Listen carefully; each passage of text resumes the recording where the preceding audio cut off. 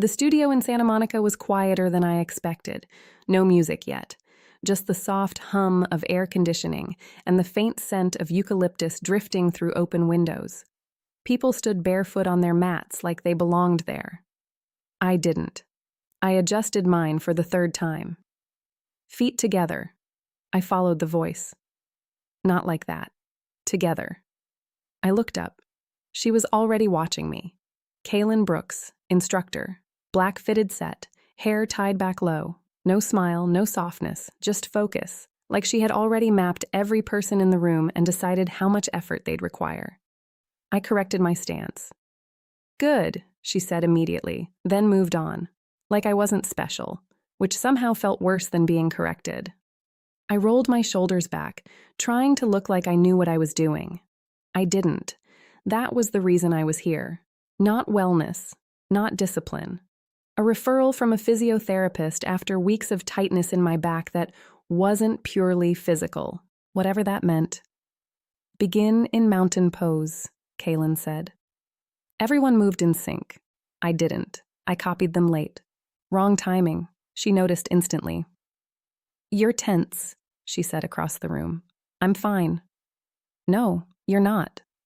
A few heads turned. I kept my eyes forward. I didn't ask for a diagnosis, I said. You didn't need one. That landed sharper than I expected. I tightened my grip on the mat. Focus, she added. But her attention didn't leave me. Not once. We moved through the first sequence. Slow, controlled. Everyone else flowed. I didn't. My breath kept breaking at the wrong moments. You're holding it, she said suddenly. I'm not. You are. I know how to breathe. No, she said calmly. You know how to survive. That made me stop mid-movement. The room kept going. I didn't.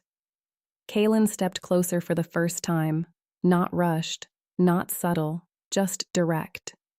She stopped beside me and adjusted my shoulder with 2 fingers. Instant correction. Instant reaction. My body stiffened before I could stop it. There, she said, then looked at me properly. You don't need to prove anything in here, she added. I swallowed. I'm not proving anything. Her gaze held, longer than necessary. Then why are you fighting the mat? She asked. I didn't answer, because I didn't like how quickly she already had one. The next class started the same way. Quiet room, bare feet on mats. Everyone already halfway into their breathing before Kaylin even spoke. I wasn't. Feet aligned, she said. I adjusted immediately this time. Not perfect. She saw it anyway. Better, she said. Then moved on. No praise, no pause, just progression. I told myself I preferred that. Still, I found my eyes tracking her more than the movements. She didn't demonstrate like most instructors.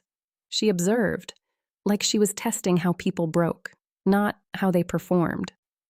Downward dog, she called. I moved late again. Not dramatically, just enough. And again. You're collapsing your shoulders, she said without turning around. I'm following the pose.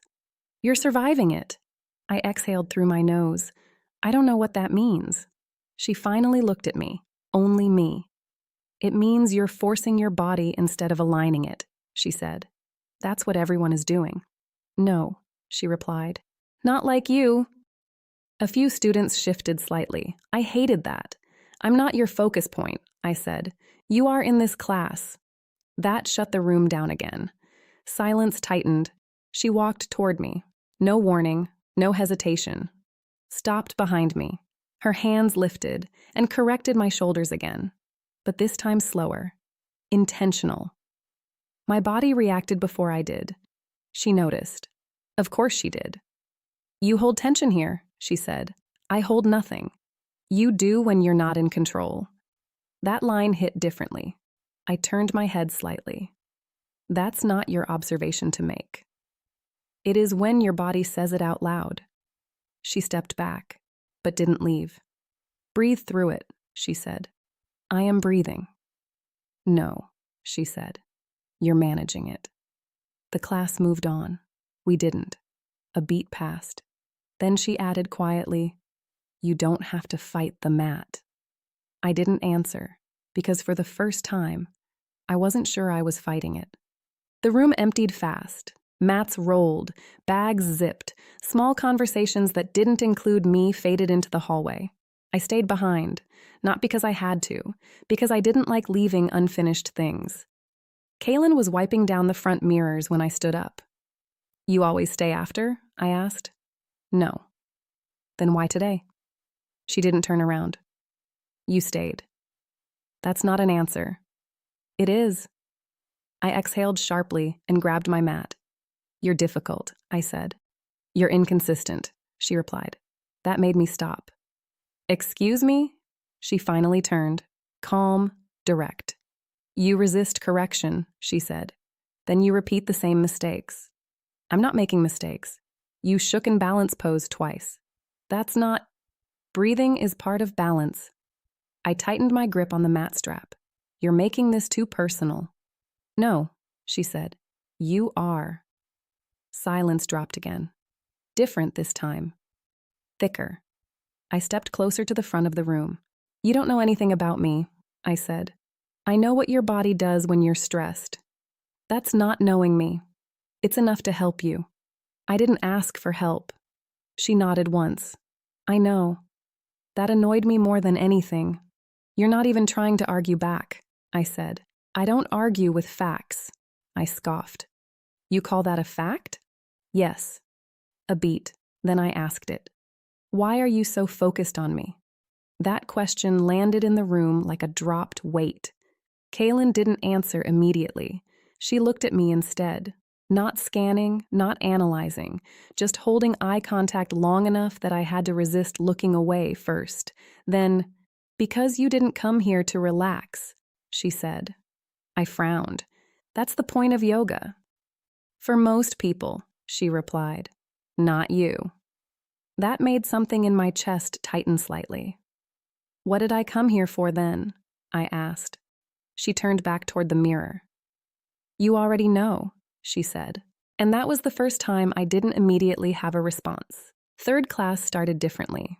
No small talk, no warm greeting, just Kaylin standing at the front of the studio, arms relaxed at her sides, waiting. She wasn't watching everyone. She was waiting for me. I felt it immediately. "Late breath," she said as soon as I stepped on my mat. "I just got here." "I know." That was all she gave me. Then, "Begin." The room moved. I didn't. Not immediately. Kaylin walked down the line of mats without speaking, correcting people with a glance or a slight gesture. When she reached me, she stopped. "You're holding back again," she said. "I'm doing the sequence." "You're surviving it." "I don't know what you want from me." She stepped closer. Not enough to crowd me, enough to force attention. "Stop trying to match," she said. "I'm not trying." "Yes, you are." That cut off my sentence clean. I exhaled slowly. "You single me out every class. You stand out every class. That's not the same thing. It is in your case." I stared at her. She didn't blink first.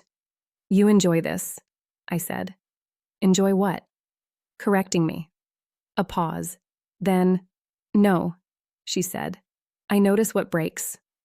Something about that answer didn't let me relax. The class continued. I didn't. Every pose, every shift, I felt her attention tracking me without her even needing to look directly anymore. At one point, I lost balance in tree pose. Not dramatic, just a small wobble. Kaylin was there instantly, hand near my elbow, not touching, just ready. "Don't catch me," I said quickly. "I wasn't going to." "Then why are you there?" "Because you fall forward before you admit it." That stopped me. The room was still moving around us. We weren't. "You don't know that," I said. She lowered her hand, but didn't step away. "I do," she said, "because you already did." And then she walked on. Like that wasn't the center of everything. The studio lights were dimmer for evening class. Fewer people this time. More space. Less noise.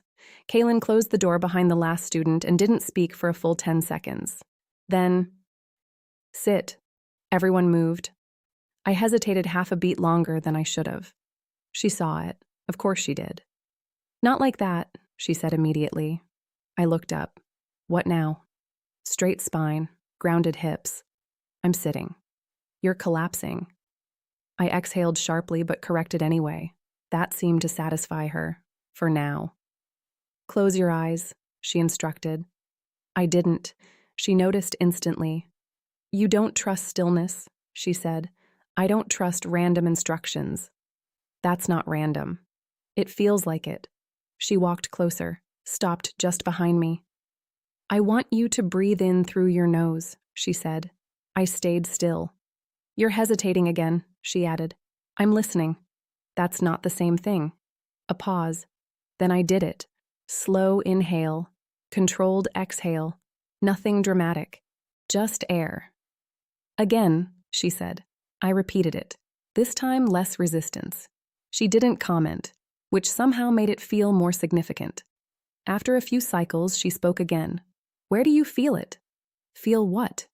Your breath. I frowned slightly. In my lungs. That's not what I asked. I opened my eyes. You're doing that thing again. What thing? Talking like everything has a hidden answer. She didn't deny it, just said, most things do. I rolled my shoulders slightly. You're impossible. You're tense, she replied. I'm fine. She stepped closer, not touching, not yet. You say that automatically now, she said. So? So your body doesn't agree. I looked up at her. That silence again. Not uncomfortable, just heavy. What do you want me to do? I asked. Stop fighting the breath, she said. I'm not fighting it. You are, she replied. You just don't notice anymore. And for the first time, I wasn't sure she was wrong. The class ended earlier than usual. No explanation. Just Kaylin saying, enough for today, and turning off the music. People left quickly after that. I stayed seated. She noticed. Of course she did. You're not leaving, she said from the front of the room. I'm thinking. That's new. I stood anyway, rolling my shoulders out. You always cut things short like that? I asked. When they're done? Who decides that? I do. I scoffed. That's convenient. She walked toward me. No rush, no hesitation, stopped right in front of my mat. You're still holding tension, she said. I told you I'm fine. You keep saying that like it's a shield. It is. A beat. Then she crouched slightly and reached out. This time I stopped her wrist before she made contact. Not hard, just fast. I don't like being touched without warning, I said. She didn't pull away immediately. She looked at my hand instead, then back at my face. I wasn't asking permission, she said. That's the problem. Silence. The room felt smaller now, even empty. She slowly lowered her arm, but didn't step back. You react before you think, she said. I react normally. No, she said. You react like you're protecting something. I frowned. You don't know what I'm protecting. I know you are. That made me tighten my grip slightly. You talk like you've got me figured out, I said. I don't need everything, she replied. Just patterns. That sounds like guessing. It's not. I let go of her wrist. She didn't move away. Instead, she tilted her head slightly. You avoid stillness, she said again. You've said that. Because it's true. A pause. Then she added, stillness makes you feel things you don't want to feel. I looked at her. Longer this time. Stop doing that, I said. Doing what? Talking like you're inside my head. She didn't smile, didn't soften, just said, I don't need to be inside it, she replied. You show it when you move. And then she walked away, leaving me standing there longer than I meant to stay. I didn't go straight home after class. Neither did she. That part I noticed first. Kaylin was still in the studio when I came back inside. I'd told myself I forgot my bottle. I hadn't. She was wiping down the mirrors again, slower this time. No class, no urgency, just repetition. You always clean twice? I asked from the doorway. No. Then why are you still here? She didn't turn around. You left your breathing uneven. I frowned. That's not something you can just notice from across the room. I can. I stepped inside. You're over-involved, I said. You're under-aware. That's not a thing. It is in bodies like yours. I walked closer. Bodies like mine? She finally turned. Calm, still. Guarded, she said simply. I let out a short laugh. You're diagnosing me again. I'm observing you. That sounds the same. It isn't. A pause. Then I crossed my arms. Why do you keep doing this? I asked. Doing what? Picking me apart. She held my gaze. Longer than before. I'm not picking you apart, she said. I'm correcting what's already splitting. That made something in my expression tighten. You talk like I'm broken. I didn't say that. That's what it sounds like. She stepped closer. Not enough to invade space, enough to change it. You don't break, she said. You resist until you snap something else instead. I didn't answer immediately, because I hated how accurate that felt. You don't even know me outside this room, I said finally. I don't need outside, she replied. You bring it in with you. Silence. Then I exhaled sharply. You're exhausting. You're still here, she said. That landed. I didn't respond. She looked at me a second longer. Then, tomorrow, she said. I frowned. What about tomorrow? You'll come back. It wasn't a question, and I didn't correct her. I almost didn't go back. That was the thought I had standing outside the studio door. Almost. Then I pushed it open anyway. Kaylin was already there. Same spot, same posture, like she never really left. You're late, she said without looking up. I'm on time. You're late to yourself. I walked in, dropped my bag. I'm not doing philosophy today. This isn't philosophy. What is it then? She finally looked at me. Correction. I rolled my eyes. Here we go. Stand, she said. I did. Immediately. That annoyed me more than I expected. She noticed. Of course she did. You respond faster now, she said. I just want to get through class. No, she said. You want to get it right. I scoffed lightly. Same thing. It isn't. She walked closer, stopped just in front of me. Close your eyes, she said. I didn't move. She waited. No pressure, no repeat, just waiting. Eventually, I closed them. Breathe, she said. I inhaled, exhaled, simple, controlled. Again, she said. I did. This time slower, longer. Don't manage it, she added. My eyes opened slightly. What? You're still controlling it. I don't know how else to do it. She stepped in closer, not touching, but close enough that I could feel the shift in air. Let it happen, she said. I am. No, she replied softly. You're allowing it to pass through a filter. I frowned. That's not a real thing. It is for you. Silence. Then I exhaled again, not controlled this time, just letting it drop. She noticed instantly. Better, she said. I opened my eyes fully. You always this intense with everyone? I asked. No. Why me then? A pause, longer than usual. Then, because you don't leave room for anything else, she said. That stuck. I didn't answer. Not because I didn't have one, because I didn't like it.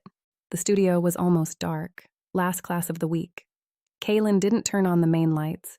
Just the warm lamps near the corners, low enough that everything felt quieter than it should have been. You're consistent now, she said. I dropped my bag.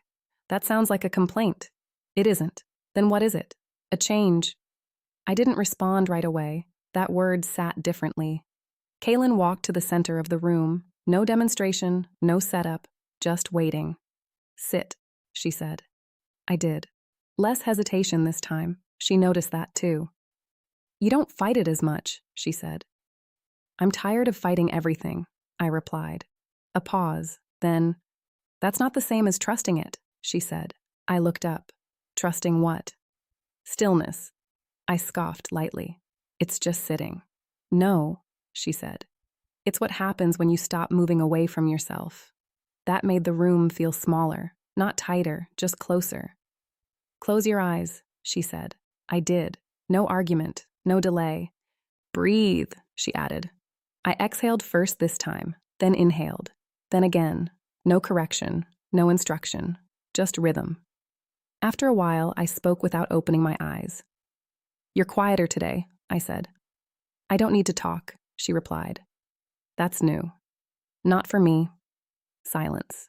Then I opened my eyes. She was still there, watching, not analyzing now, just present. What happens after this? I asked. You leave, she said. That's it? That's always it. I stood slowly. She didn't stop me, didn't guide me, just watched. At the door, I paused. You ever get tired of this? I asked. Of what? People coming in, leaving, not changing. A beat. Then she said, You changed. I turned slightly. Did I? Yes. That was it. No elaboration, no praise, just fact. I nodded once, then left, and for the first time, the silence followed me outside instead of staying behind.